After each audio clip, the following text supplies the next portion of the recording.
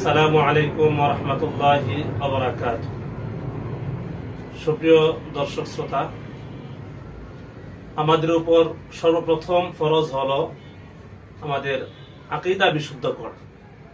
কারণ হযরত আদম আলাইহিস সালাতু ওয়াস সালাম থেকে নিয়ে খাতামুন নবিয়্যিন আমাদের নবী মুহাম্মদুর রাসূলুল্লাহ সাল্লাল্লাহু আলাইহি ওয়াসাল্লাম সকল নবীগণের দাওয়াতের সূচনাই হয়েছিল বিশুদ্ধ আকীদার দাওয়াতের মাধ্যমে।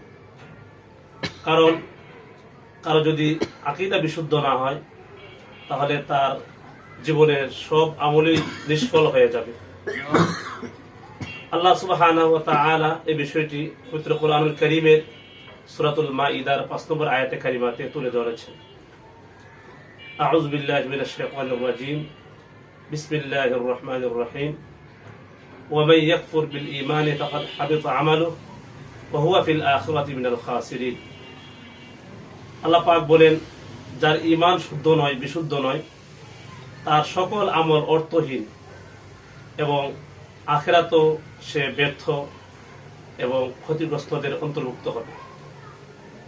সুপ্রিয় দর্শক, আজকে ইউটিউব, ফেসবুক সহ বিভিন্ন অনলাইন এবং মিডিয়াগুলোতে আমাদের তথাকথিত আহলে হাদিস ভাইদের আকীদা সম্পর্কে বিভিন্ন ভিডিও আপনারা পাবেন।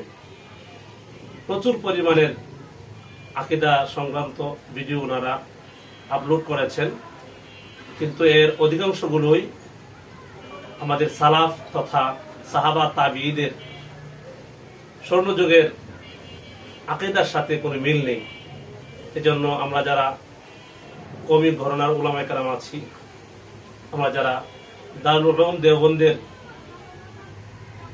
অনুসরণ করি, আমাদের উচিত আমাদের উলামায়ে দেওবন্দ, আকাবিরে দেওবন্দ, ওনাদের আকীদা যেহেতু সালাফদের আকীদার সাথে সম্পূর্ণ মিল, এজন্য আমাদের উলামায়ে দেওবন্দের যে আকীদার রচনাগুলো আছে বিভিন্ন ভাষায়, এগুলো আমাদের জানা উচিত এবং উম্মার সামনে এগুলো প্রচার করা, বিশুদ্ধ আকীদা প্রচার করা আমাদের দায়িত্ব।